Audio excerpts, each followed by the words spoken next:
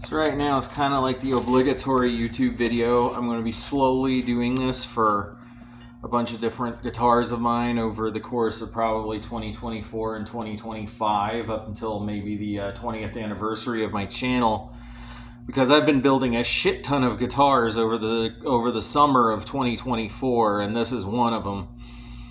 So to mention this is an Eddie Van Halen Super Strat clone sort of deal that I was building for a family member who wanted to decorate her house with it, and also wanted, in my case, if I'm going to build a guitar for decoration, it's going to be damn well playable. And the reason why, and this goes back to years ago, I was playing this bar in Everett called Haley's, and I can't remember if it was an open jam night or if it was a gig with one of my bands, but I think I had one guitar that night, or I didn't bring my guitar. I just sort of showed up and did my thing.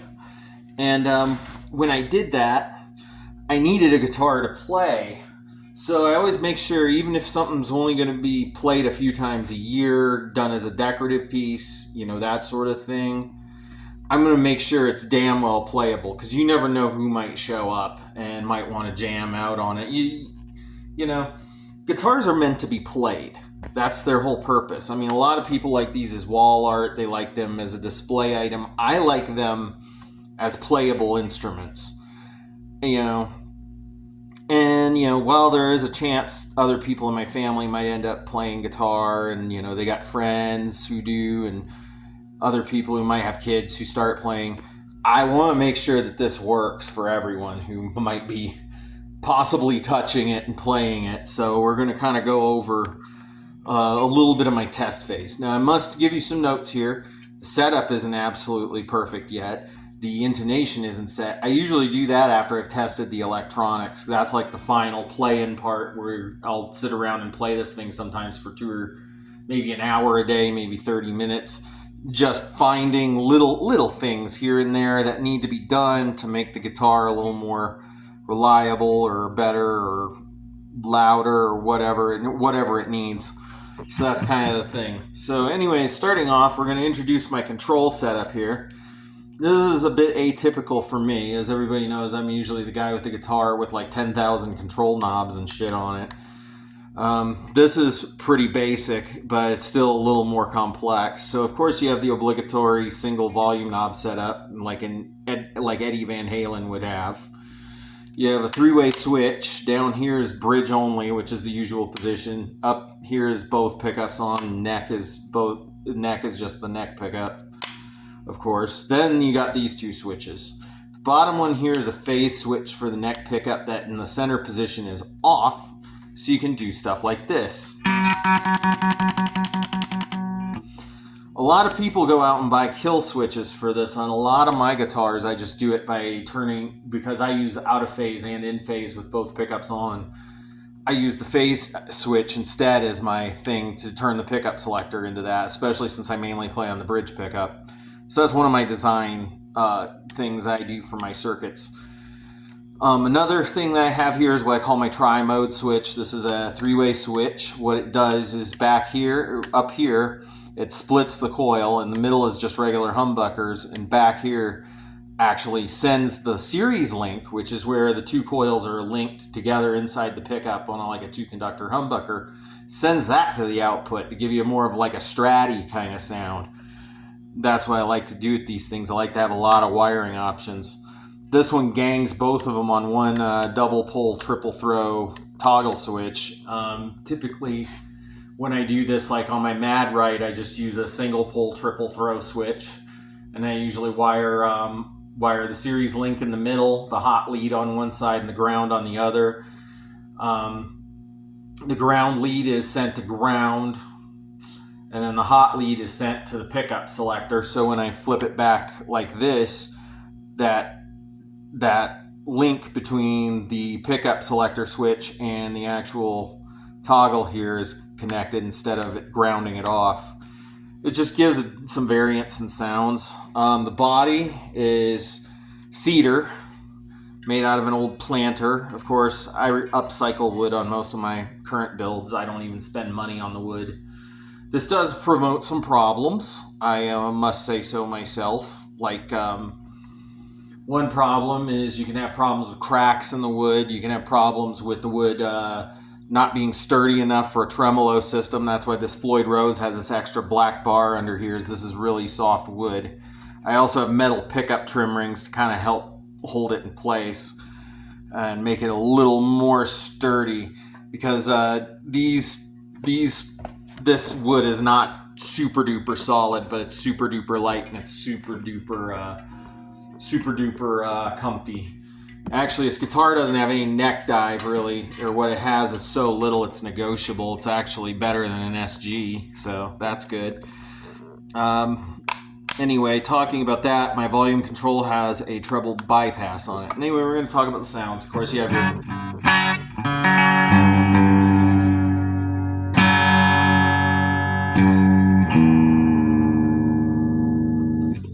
humbucker and the bridge, both on in standard format.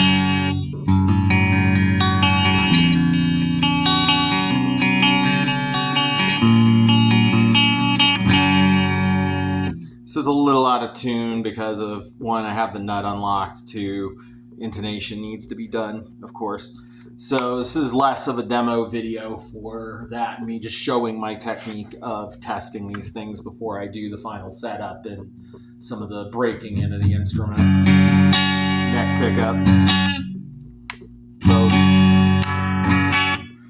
And anyway, we flip this switch in the middle position. If we turn it off, again, you get just the humbucker in the bridge. And if you put it this way, here it gets that honky. Anyway, if anyone ever wondered what out of phase was used for, it was typically used for, you know, like funk back in like the 70s. That kind of shit. So that was what it's used for. I use it a lot for like clean part. Here you can hear that intonation problem. Plus also the strings are still stretching out. So there's some of the demo. Now that we've got that out of the way, we have this back here. So we're going to first do coil splits. So here's full humbucker. And then here's split. See how it sounds more like a telly, you know.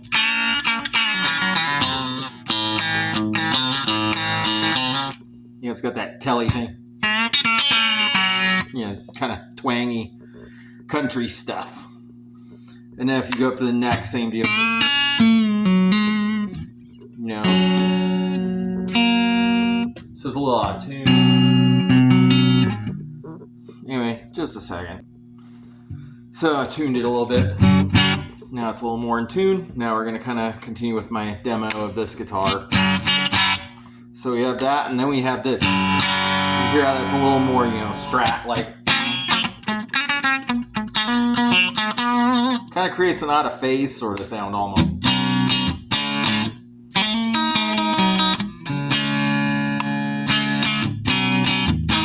It just gives it a little more of that stratty sparkle, and I've been using that effect on a lot of my newer builds starting on 2017. Now we're going to kind of move to the next thing I usually do. I usually test distortion. You know, you got your crunch stuff.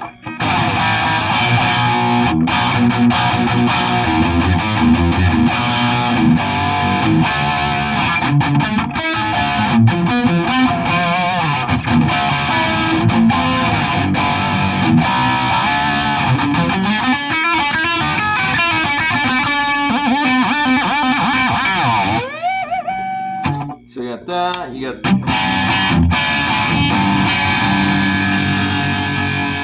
The other thing I'm doing right now, I don't have the nut locked, and the reason why is because I like my strings to be fully stretched out all the way down the length of the guitar before I lock the nut. That way then, the guitar stays in tune better, it doesn't go out of tune. These are Ernie ball paradigms, so I really have to restring them anyway. And it's just going to make the guitar a whole hell of a lot more reliable and solid in general. I do that because I do use the whammy bar a ton, as anyone can testify who's watched this channel over the years. So that's kind of what I do. You know.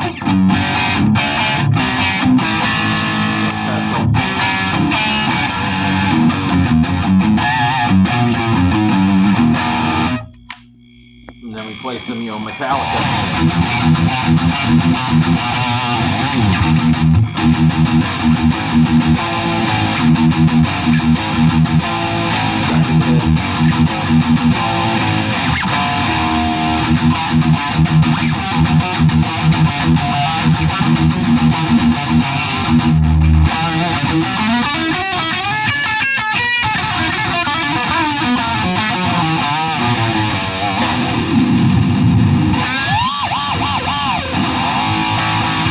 Yeah, so you can see it stays in tune pretty good. Another thing we test is the treble bypass.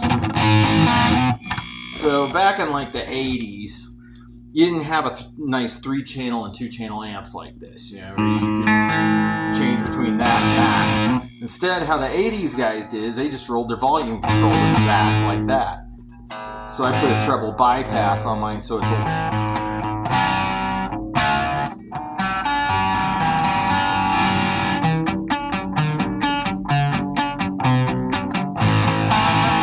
tend to like a little more of a mid-range push since I want it to consistently just sound like a humbucker turned down. Some guitars I put a bigger or a different cap in there that makes it sound a little more twangy like a telly, especially if the guitar doesn't have coil splits like it has EMGs. My old Jagstang Nicky has that dunder, so I can roll back on the tone control or the volume control, and I can get more of more of a telly kind of sound. But in this one, because we already have the coil split, that's redundant, so I used a bit of a different cap. Also, this is the first guitar I've started using Bourne's pots in here, which is kind of fitting because this is an Eddie Van Halen paint job. Well, it has an Eddie Van Halen Bourne's pot in it, so I'm quite well liking it. It's very smooth, It's for that.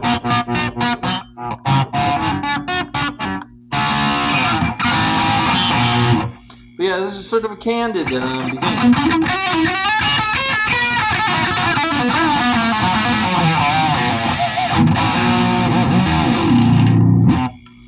So there you go. It says a successful test of my wiring, which is brand spanking new. I just did all this. Haven't even done the rear cover. I did finally build I build my own jack plates and stuff nowadays. This is also the first finish I've done that has like a full gloss clear coat on it and polished up that wasn't, like a transparent finish. So I don't like doing opaque finishes, to be honest, very much. Because a lot of this wood here that I get, a lot of this reclaimed wood, looks really cool. I mean, we're talking about like weird ripples and burls and strange stuff in it. And because you get that kind of stuff, I don't like covering it up very much. But for some people, I will build, or even myself sometimes, I'll build something opaque.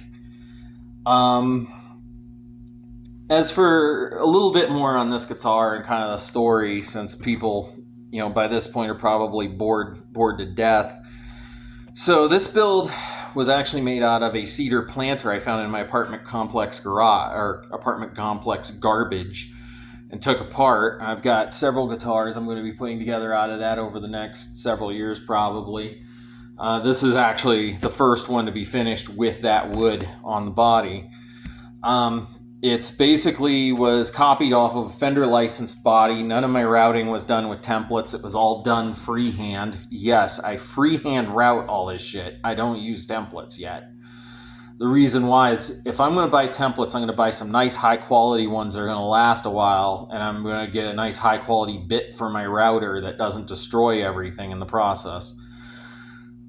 That's the next phase of this, assuming I continue to build more instruments. Specs on the guitar though, cedar body, Strat style, yes, freehand routed, all my own contours, painted by me. This tremolo claw is a temporary, which I made myself out of aluminum with a Dremel. Yeah, I'm still up to my old crazy tricks of building stuff. This actually has a funny story behind it. So today I was supposed to get the tremolo claw for this guitar in the mail, and USPS has been fucking me tender during this whole project on several counts. Like this neck took about 3 months to come in. And they said it would be in by like early July. It's now almost September, and the neck just got in about a week ago. I had to struggle with ordering other parts. The tremolo claw came from someplace in America, so now I know who the culprit is, USPS, who don't seem to really know what the hell they're doing 9 times out of 10 these days, it seems. You know, they the tune machine heads on this, I literally chewed out the seller and like 5 other people because I kept getting the runaround over where was my tuners, because it said delivered, but they hadn't shown up for like 2 weeks by that point almost. And I was about, to be like, what the hell's going on? Was I scammed? Turns out I wasn't scammed. I feel really, really bad now, and now I don't want to buy from the seller because I'm scared they're pissed at me. There was something like Dream Tone Workshop or something like that. So they sent me the tuners. They did a pretty good job of shipping them out pretty quick, but the problem was when they arrived, when they said they arrived, I had to sit for 2 weeks or more. I think it was actually almost a month after the tuners were delivered, that I finally got them, and I had already been around with USPS, China Post, and like 3 other freaking things. It's real sad when China. It's real sad that America can't seem to get its fucking postal situation sorted out. But I dealt with that on this. The tuners on it are Kaish, Kaish. On a build like this, it's going to be more decorative. I'm going to use some of the less expensive parts, but they're actually pretty good little tuners. I put them on. They look good. They actually have pretty good action. They're pretty stiff. They don't go out of tune. The tuning is partly because I've been loosening and retightening the neck and nut and doing all this stuff, getting this all tweaked and tuned.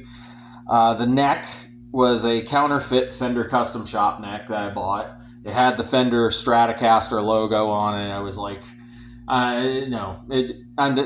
You should think, before you start complaining, think about guys like me as doing a service for you guys. By taking all the counterfeit shit and making our own stuff with it, and then putting our own label on the headstock, which will be going on this when it's done. So I basically de-counterfeited a counterfeit neck. The neck, of course, is, I don't know if you can see this, but it's toasted flame maple with a probably seems like an actual rosewood fretboard, which is kind of surprising. The pickups I buy from a guy in Florida. His company is called his company is called Guitar Madness. I've read about him a little bit. People have said, suppose these are Artec pickups, supposedly. But I think he gets like custom winds, and he has nothing but great sounding pickups. I mean, this set you already heard sounds incredible. I have my white Gibson Explorer style guitar has one. Also, the other relative I gifted a guitar to, which is that gray Vester that used to have the boxing glove graphic on it, that has Guitar Madness pickups in it. I started using them because it's like $35 for 2 humbuckers. I'm like, that's not bad, $35 for an SSH setup. That's great, I'm not breaking the bank, and I have good sounding pickups. And believe it or not, these are actually wax potted properly. I found that out when I was adjusting the pull pieces on my Explorer, and little bits of wax were coming out. I was like, oh yeah, these guys did my kind of job on them. The Floyd Rose is a licensed Floyd. I use licensed Floyds. I use genuine Floyds. I just use whatever suits the situation. This is kind of a Frankenstein Floyd setup, so the original nut for this had to be filed because the mold was bad, and it had a shelf right where the high E string is, causing the high E string to break. This was on the green Jagmaster for a while, but I switched it with a Floyd Special. This does have Floyd Special pivots on it. It's decked Eddie Van Halen style, fittingly. It does have official Floyd Rose saddle blocks in it. It has the pewter. It has the magnesium pivot block on it. I mean, it's a nice little tremolo. It does the job. That's what I need to do. Those are the tricks I use with these licensed Floyds, because they don't do the flutter thing very well, because as you can see, first off, there's a little bit of play in the bar. So you can't do the Brad Gillis, thing with it, the cricket. That's what I've been using Floyd Specials for a lot lately. It was actually kind of funny because once I started doing that, then all of a sudden my wife gets me tickets to see Night Ranger. Tickets meaning let's go to Hot August Nights and watch them out. So, yeah, so this is pretty much just an Eddie Van Halen setup style guitar. It's going to be put on display, but it's also going to be played by me.